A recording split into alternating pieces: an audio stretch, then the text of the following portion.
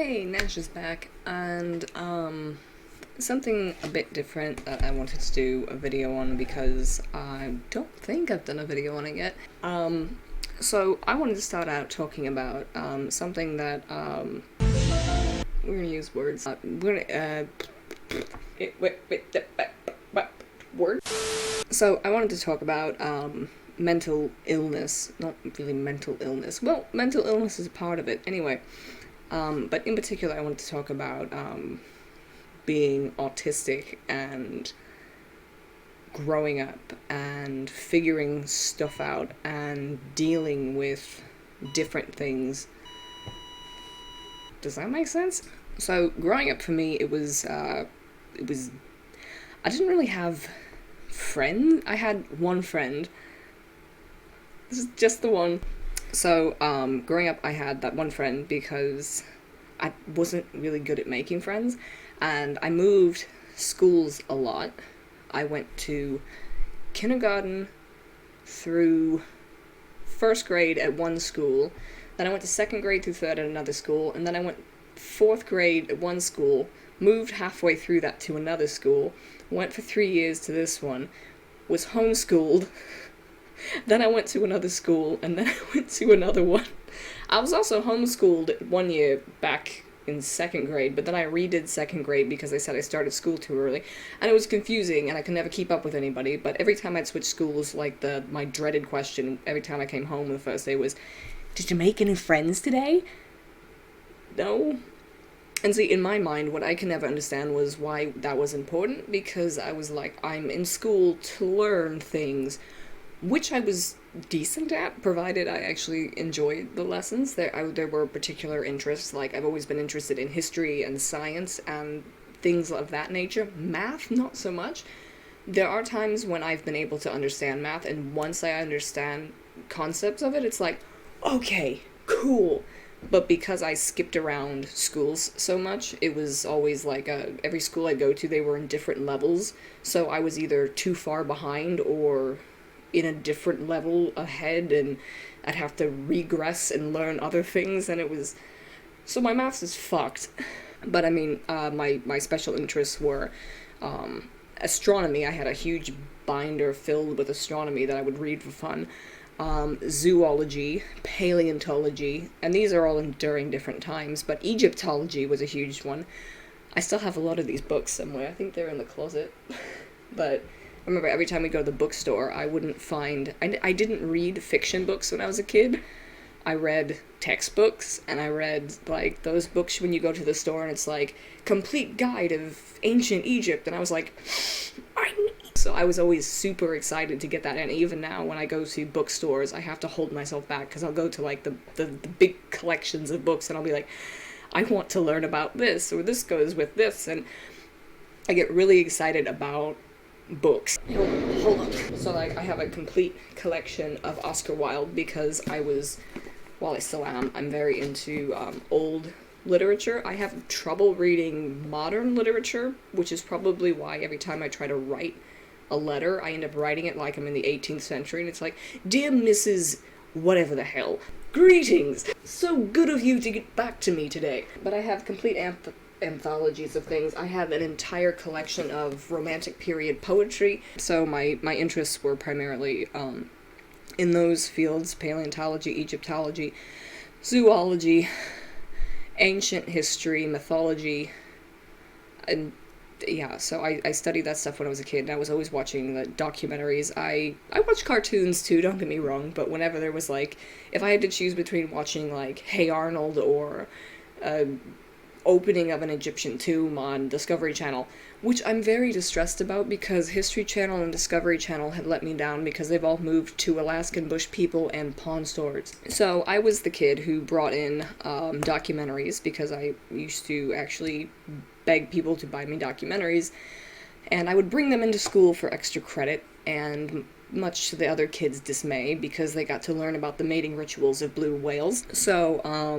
yeah, so I was that kid. So if you're watching this and somebody ever brought in a mating video of blue whales, it was probably me. But yeah, I didn't really have a good amount of friends because I didn't really see the need for it. I mean, I was I would prefer to stay at home and read a book than I would going out with people, because people were hard to interact with. And I don't really I don't do talk well. If you haven't noticed from the amount of times that I'm like, I don't know. I'm a writer. I can write very well. Again, I tend to have some very archaic writing skills sometimes, and I have to remind myself to write modernly. But it's easy enough to flip back and forth, but I still feel like when I'm writing emails or something, it's like I'm penning a letter to the Duchess of France or something. So yeah, my lack of social skills was probably, and probably still is, my biggest thing to overcome, because even in recent years when I've worked in jobs that require answering the telephone, I don't know how to talk, especially when I can't see the other person. It's like, it makes everything infinitely harder, because I can't tell what you're doing. I can't tell if you're about to open your mouth to talk, or if I should keep talking. Are we going to sit in silence? Are you about to say something? And inevitably, every time I go to say something, the other person starts talking. I'm like, I don't... And then we hit silence again, because it goes back and forth, because, oh, you go first. No, you. Well, I forgot what I was going to say now, so just fucking talk. And for the longest time, I had trouble with greetings, like when people are like, hi, how are you? And I'm like, I still question why people say that, because, to be honest, you don't care how I am, so why? Do you want me to be honest? I'm anxiety-ridden and I don't want to be here. But inevitably, the correct answer is, good, how are you? And it took me until I was like 14 to understand that that's the right way to talk to people, because for the longest time when people were like, hi, how are you? I'd be like, good. Because I understood that you were supposed to say a positive thing when somebody says this, but the correct answer is, good, how are you? You're supposed to reciprocate the gesture. And it caused a lot of confusion, because they just kind of looked at me like, okay. Going to the store, I find I find as I've gotten older, it's actually gotten worse, because now I have to go to the store and I have to try to figure out, what am I going to eat for this week? But then while trying to plan the meals in the store, it's inevitable that these people are going to crowd me, that there's people breathing down my neck for some reason every time I stop to try to make a decision, because I can't figure out what marinade I want. People are going to come up and glare at me because I'm standing in front of the marinades. This just happened at Walmart the other day. And I feel like it's gotten worse as I've gotten older, because I have all these things going on in my head, and I'm trying to prioritize these things, but they just don't want to be prioritized. I'm a mime now. So my own experiences with being autistic revolve around not being able to interact with people. Also not understanding the way people think. Like, I'm very interested in psychology and sociology, because I want to understand why humans do things. When I go to buy something at the grocery store or the gas station, and you gotta put your card in the card holder, and if the person said something and you have to say something back, and then you have to sit there awkwardly waiting for your pin to go through, and you're just like, oh shit, here we go again. Hurry up! Because you just want to leave, but this person's looking at you expecting a response, and you're just like, and then I become super aware of my face, because I'm like, I'm smiling at you, but then when I'm going to do this, do I keep smiling, or do I just like how quick can my facial expressions change? Does it seem rude if I'm like, are you gonna take that as a rude gesture, or am I just like overthinking this? Where should I go? What am I doing? Where should my hands be? So I find myself talking to myself a lot when I'm in the supermarket, because I'm like, I don't know, maybe if I vocalize what I'm doing, people will be like, oh, you're trying to choose a marinade, not just standing there like a turnip. Like, oh, well, this would look good on a steak, or oh, do I want this one? But then I feel like people are just judging me, because they're like, why the hell are you talking to yourself about fucking marinades? I don't know, my hair looks like shit, I really need to re-dye it, but that's fine, it's fine, everything's fine. That's not fine. Anyway, so, that has also led to a lot of anxiety. Which the anxiety I feel has gotten worse as I've gotten older, whereas I've always had like insomnia problems stemming from anxiety. Recently they've gotten a lot worse. I've had episodes where I'm just laying in bed and I'm like, we're gonna go to sleep, and then like 5 hours will pass and I'm kind of in that in-between state where I'm like aware of things, but I'm kind of asleep and I'm still thinking, like my mind is still working, but I'm aware of it. And I just don't get any actual sleep, and it's like 5 hours later, and I'm like, and it also causes some nausea sometimes, like almost like flu-like symptoms. I will be so nervous. And that's another reason why I do freelance writing from home, because I found that having a set schedule, I would get anxiety like the night before because I know I have trouble sleeping. So if I have to get up at 7 a.m. to go to work and I'm like, oh no, it's already 2 a.m. and I can't sleep and I have to get up in 4 hours, and then I get anxiety over that. And then it just creates this whole weird amalgamation. It's like this circle that just feeds into each other because I know I'm going to get anxious over this, and I know I'm going to feel like shit tomorrow, which is going to make me even more anxious because I'm always anxious when I don't feel right. It's a whole thing. So yeah, if anyone has ever wondered why I'm a fucking weirdo, no, that sounds terrible. I mean, I guess that's another mess. I guess that's another way of me coping with things, is that I use derogatory humor towards myself. So if I call myself a fucking weirdo, it's totally okay to reciprocate that and be like, yeah, Nash, you're a fucking weirdo, because yay! That's healthy. That's really healthy. That's great. Oh, I guess I should probably talk about particular stimming. Stimming is a thing that, so I do a lot of random shit with my hands. Also, hair. I don't know why, but hair. I can't do this when I have my dreads in, which is actually good, because one of the things that keeps me up at night is I will just sit there and just twist like a particular strand of my hair, and it's like, this is the strand, and I will just find this strand of hair and just touch it for hours, and it's like, why? I always had a thing for hair. I don't know why. Everybody in my family associates me as that weird person who will touch your hair, because I don't know, ever since I was a kid I was like, this is good. And I actually considered going into cosmetology, or not cosmetology exactly, but hairdressing, because I mean, I do my own hair. I really need to dye it again, so don't act like my hair looks like shit right now because I'm not doing anything, because I need to dye it, and I'm going to do that soon. But anyway, a couple of problems with becoming a hairdresser is that that involves interacting with people, which I'm not. Oh, also I have. You can't really tell because it's clearing up, but I had that nummular eczema on my hand again.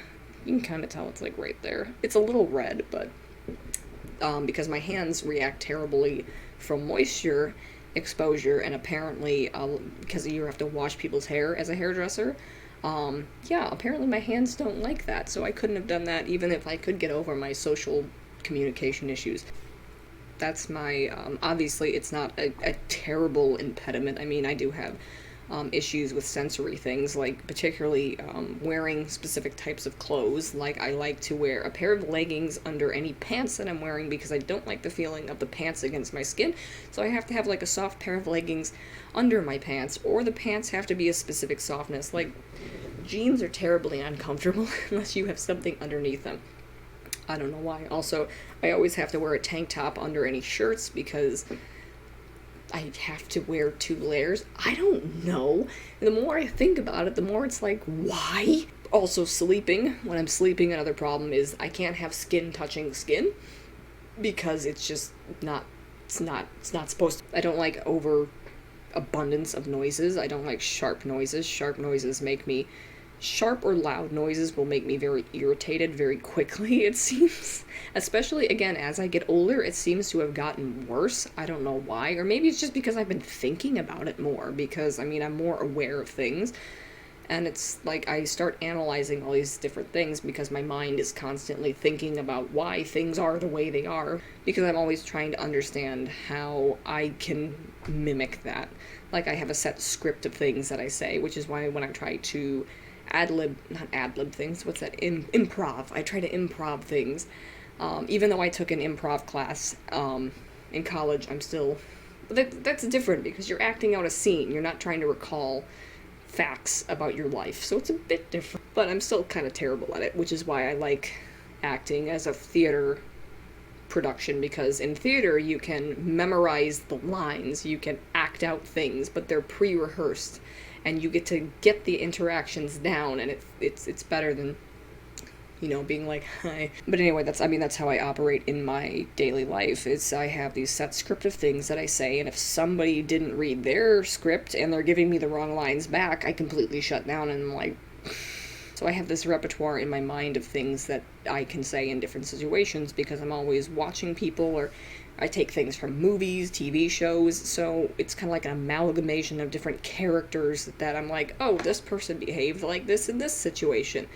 I can mimic that and do the same thing, kind of, but then it gets into a weird thing of sometimes my personality might come off as really weird because the character I'm trying to mimic is kind of out there, and it's like, wait, what? And I'm like, wait, that worked in that movie. Oh, crap. I guess mimicking Hellboy wasn't an exact thing. Oh, crap. So that was a big personality trait of mine. I think it still is at some points, especially if I'm just dicking around, and yeah, it's really fascinating. Oh, eye contact. Eye contact is fucking horrible. I want you to know that. So if fun story, reading glasses. I need reading glasses when I'm working sometimes, especially if I'm working for long periods because my eyes will get tired. But the fun thing about reading glasses is if you're in a conversation, you can put a pair on, and if the magnitude or the, not prescription, but if they're a high enough percentage, it kind of blurs the other person's face, especially if they're like a good distance away from you. So like you can put the glasses on and their face is slightly blurry, so it can look like you're looking them in the eyes, but in truth, they're just blurry and you can't see anything, so it makes it a lot easier. But that's another thing that I've become really aware of as I've gotten older, because I think about it more. It's like I'm trying to look at you in the eye, but I'm like always like looking around at different things too, so I'm like, does this person think I'm just like not looking at them because I don't like them? Or it's an amalgamation of a lot of things. Like when I was a kid, I used to sit in front of the mirror for hours and not mimic the way, but I would watch the way my lips would move, which probably attributed to my use of accents as well. I sometimes fall into different ways of speaking depending on what I'm doing, and it's weird, especially like if I've been watching like a show or a movie where accents are used. I'll tend to pick up that way of vocalizing, and I think because I spent a lot of time when I was a kid watching the way my lips move, that it's given me an awareness of how to make different sounds with my mouth. So I don't end up lapsing into different accents, or it'll turn into like this southern thing that I'm not even sure if anybody actually talks like this, but it ends up coming out like that, and it's just really weird. And I don't even know what's going on half the time, but especially when I'm like angry or something, and then I'll just randomly turn southern. And then sometimes, I mean, I can turn like English or something, and then it just turns into something else. And then I think it's because I have the heater on, and it's like my face, because it's like hard to breathe because it's hot, but I'm also cold all the time, so it's like. So I think I've been running my mouth for like way too fucking long. So anyway, that's my rant, my not so educational video about my own experiences with anxiety and being autistic. So yeah, take from that what you will, because I'm not sure if it's gonna make any sense to anyone other than myself. But I mean, if you enjoyed it, or if you have any questions about autism or dealing with anxiety or anything like that, let me know in the comments, and I will try to make a more comprehensive video dealing with those issues in particular, or any other questions you have, like why are you talking so much? Make notes better. Write a damn outline before you open your mouth. That's a valid take too. So yeah, that about does it for this one, and I guess I'll see you guys in the next one. Bye.